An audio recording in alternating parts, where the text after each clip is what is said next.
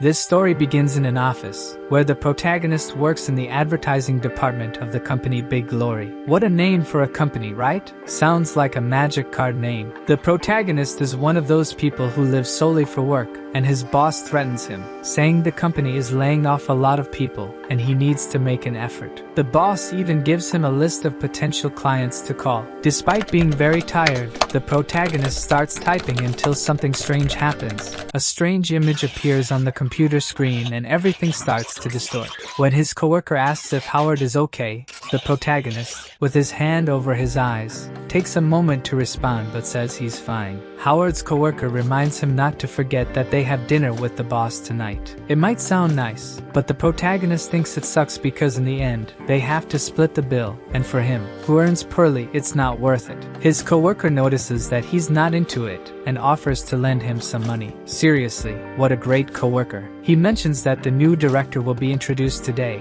so they can't afford to miss it. And speaking of her, look who's coming. Her name is Sabrina Luo, and as she passes by, the guys are all dumbstruck, and the protagonist says that this woman is out of this world for someone like him. A few hours later, everyone is celebrating and socializing with their coworkers, everyone laughing and eating peacefully, but the protagonist starts to have the same problem he had at the office, and his iris starts turning blue, and suddenly his nervous system was connected to some kind of system, and an image above him that only he could see. And the image begins to say, "Of course they can't see us. Star Universe Limited strives to bring the best experience to its customers and achieve groundbreaking innovations based on virtual reality. We calculate and design for all sensory organs, including your mind. That's why we are capable of silent communication." But the protagonist, not understanding anything, says he never bought anything virtual reality related and doesn't have money for it. But the image continues. "You will be the tester of our specially made dreamland, where you will have many different life experiences. Think of it as the high-end version of a VR game." Throwing flashbang!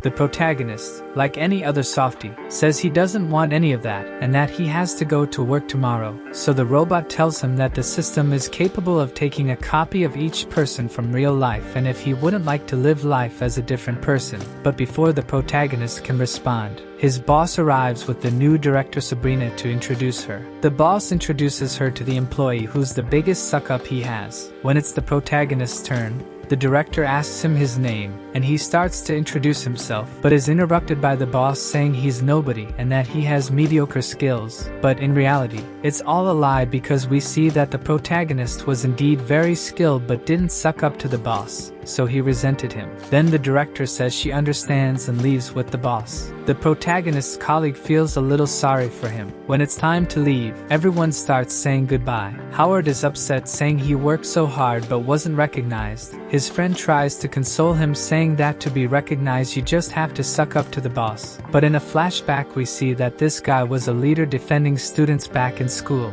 and the protagonist says that now he is totally different from what he was before. He succumbed to the system. Then the boss appears telling the director she doesn't need to waste time with the insignificant ones, but she doesn't pay much attention to him and says she knows what she's doing and the protagonist overhears everything.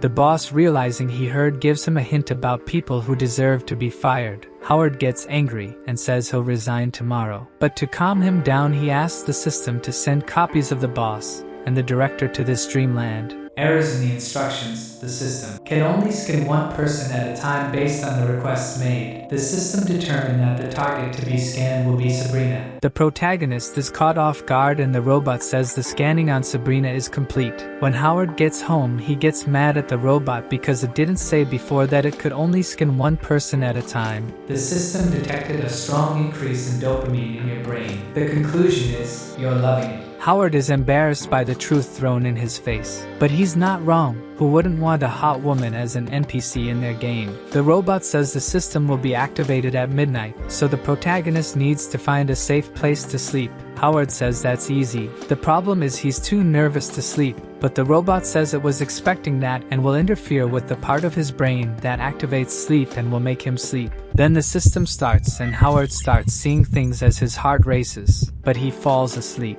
and in the blink of an eye, he wakes up on the ground, and right in front of him is a woman with cyberpunk-style leg bands. The woman introduces herself as AI-63, an artificial intelligence and administrator of the Dreamland system. Howard is somewhat confused, and the woman explains to him about a shop system and credits where he can buy things that might be useful in the future, such as a knife that costs 2 credits, a truck that costs 40 credits, a temperature-controlling jacket that costs 20 credits, a food package that costs 1 credit, or even an infinite energy battery costing 200 credits. The woman explains that as he completes challenges, he will earn points, and he asks if he has any NPCs he can use. She replies that with 10,000 points, she herself would be at the protagonist's service. She informs him that the dreamland is about to begin, and if he has no other questions, to prepare as a portal to an apocalyptic world has opened in front of him, and he is sucked into the portal. But he wakes up in his bed, so he wonders if what happened was real or not.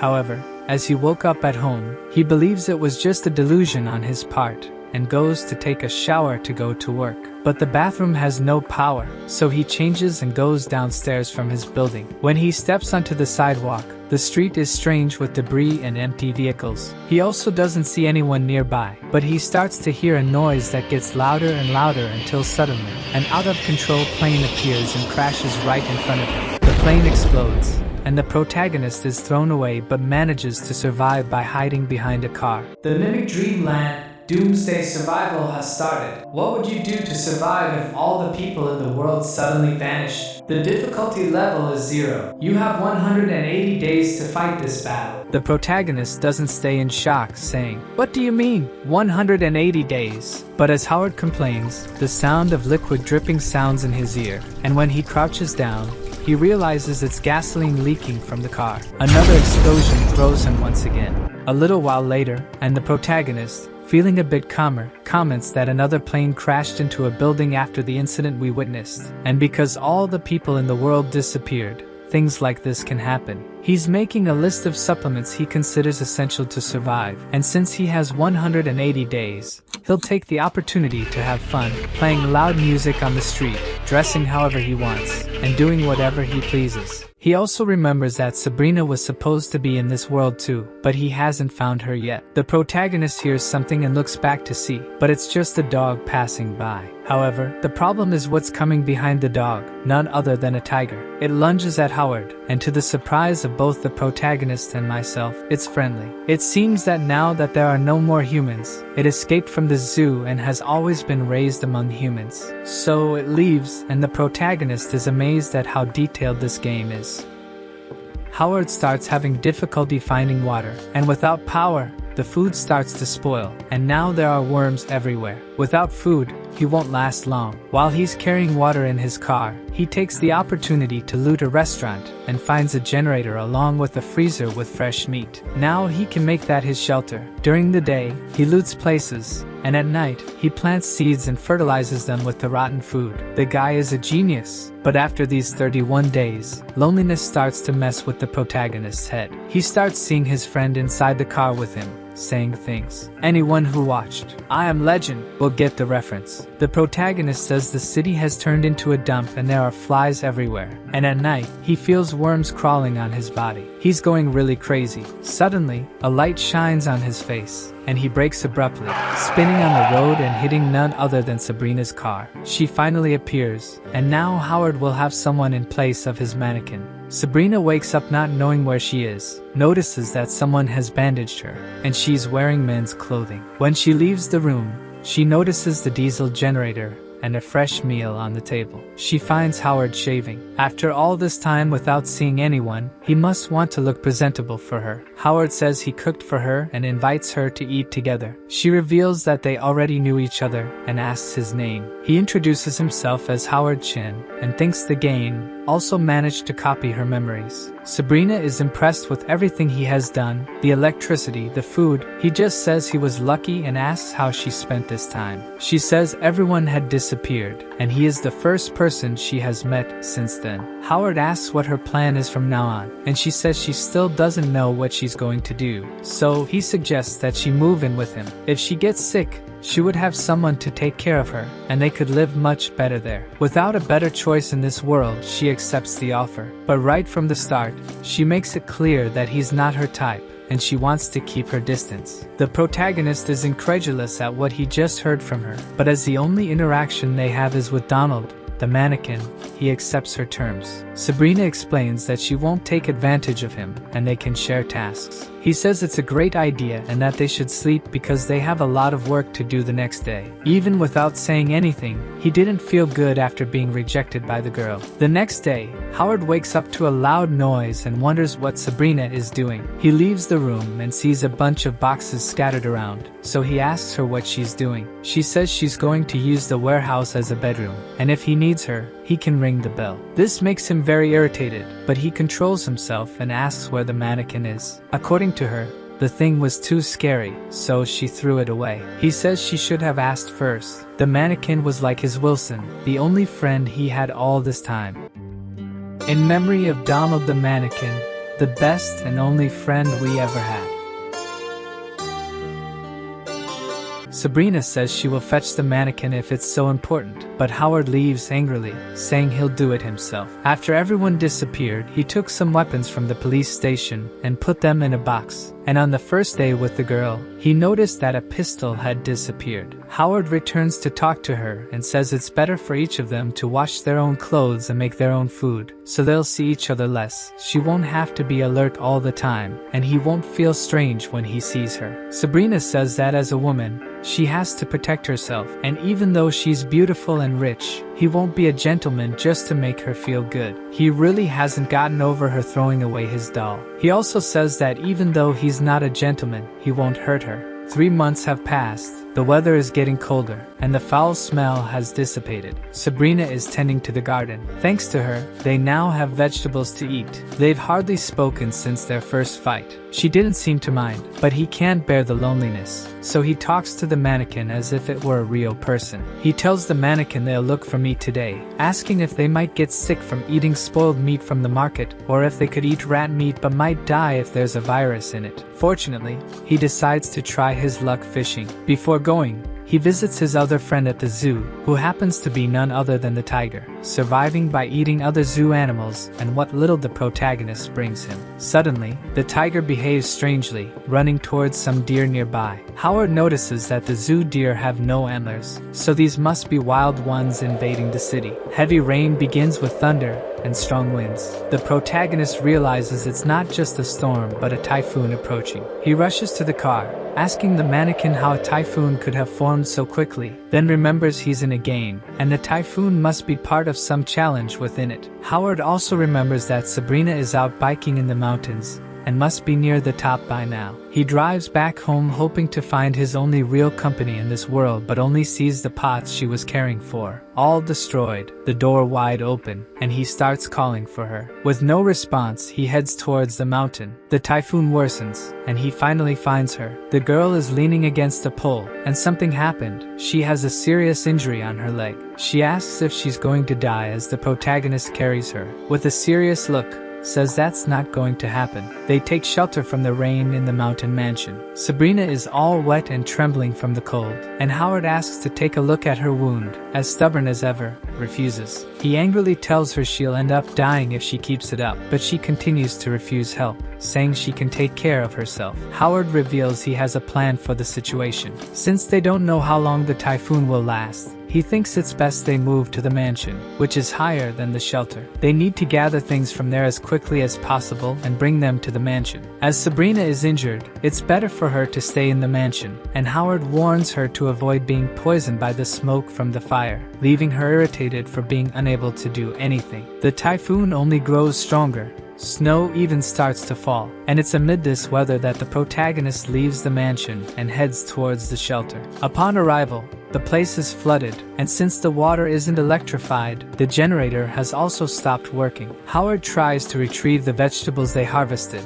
but a rush of water and wind carries most of them away. They find themselves in a tough situation, with enough food for only 2 meals, and in the midst of this, fishing or even resorting to rats is impossible. Frustrated with everything that has happened, the protagonist seeks advice from his best friend, the mannequin. With no answers from it, he heads towards his other friend, the zoo tiger. He finds the tiger covered in injuries and asks the tiger to help him hunt. The protagonist says he'll take care of him and tries to get the tiger into the car, but the tiger ignores him, sitting only at the zoo gate. Howard gets irritated, as if he were talking to a person and not an animal, and the tiger responds with a roar. He tells himself he shouldn't care so much about a game, accepts the tiger's decision, and heads to the car, leaving the tiger sitting alone in the middle of the typhoon. Howard is returning to the mansion, trying to sort out his thoughts along the way by conversing with the mannequin. When he arrives, something catches his attention. He stops the car, and Sabrina is lying on the ground. She explains she tried to fetch water to boil for them but fell and can't get up. Naturally, this irritates Howard. He carries the girl to the mansion, leaving her surprised, gives her a slap on the buttocks to scold her, and she yells, saying he'll be making decisions from now on. He throws her onto the bed, telling her he'll fetch the first aid kit, and she better not pull any tricks while he's gone. She screams she can take care of herself, and Howard retorts he's not pleased to have to help her, having enough problems of his own. He needs her to heal quickly to be of any help, or they'll starve. He tends to Sabrina's wound, and she asks what he plans to do now. He reveals he'll try to hunt the wild deer that started invading the city after everyone disappeared. The girl warns that if the deer caught his scent, they'll always be on alert when he approaches. He ponders on this for a moment, saying it doesn't matter much since they have weapons. Speaking of weapons, he found the pistol that had gone missing under her pillow when he went to get supplies at the shelter. He returns it to Sabrina, who asks if it wouldn't be better for him to keep the gun. He says he'll leave the weapon with her as a gesture of trust and bids farewell, needing to prepare for the hunt the next day. It's been 121 days since the game began. The mansion is covered in snow, and the protagonist is preparing for his first hunt. He thinks the deer must be in a suburban area slightly below the mansion, and now feels pressured by Sabrina's words. Having never killed even a chicken, the protagonist isn't confident he can kill a deer. As a precaution, he's also taking some fishing nets. Unbeknownst to him, he's being watched from afar by a pack of wild wolves. Howard arrives at the hunting spot, and the cold is bone-chilling. By the noise, the deer are nearby. He quickly turns, runs towards the sounds, and prepares to shoot, but once again the animals have fled. He's lost count of how many times this has happened. Every time, Howard hears the animals close by, rushes to them, and loses their tracks. He recalls Sabrina's words. It's as if they know all his moves, and he's just wasting time. Tired of the hunt, he heads to a river to try fishing. The current is strong due to the storm, but he's desperate for food and casts the net. The current starts pulling the net, and he tries to hold on tight because it's his only net, and he can't afford to lose it. Suddenly, the net is pulled with great force, and he can't hold on. Howard is dragged into the middle of the river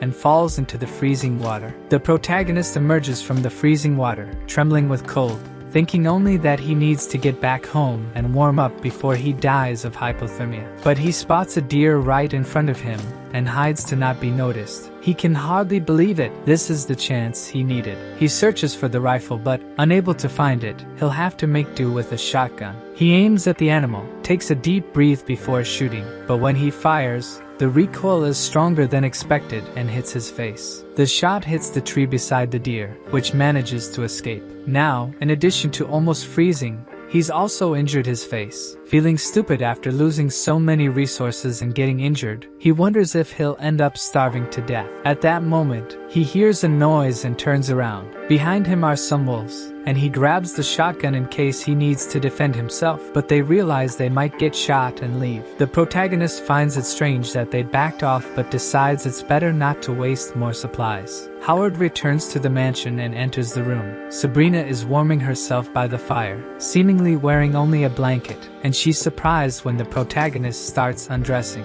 After all he's been through, he just wants to warm up a bit, and she says, embarrassed that he didn't need to take everything off. Amid his clothes, she sees a photo of the protagonist with a girl in his wallet. Sabrina asks if the girl in the photo is his girlfriend, but the protagonist says she's his ex-girlfriend. She continues to be curious and asks why they broke up, He explains that he wanted a family, but the girl wasn't ready for that, then asks if she had someone before everyone disappeared. Sabrina says yes. Her boyfriend was a doctor from MIT and the head of a big company. Howard finds it surprising that such a talented guy had such bad taste in women. This time, she turns irritated. How could he say that about her? He's left speechless, and she realizes she was rude and apologizes. Unaware, the blanket falls, and her breasts are exposed. She yells for the protagonist to leave the room, and he leaves, thinking about the wonderful sight he just had. The next day, the protagonist goes after the deer again, but all he manages to do is see them from afar. Whenever he tries to get closer, they disappear. Thank you for watching. Don't forget to subscribe to the channel so you don't miss out on upcoming videos. Leave a like if you enjoyed it and share with your friends. See you in the next video. Bye for now.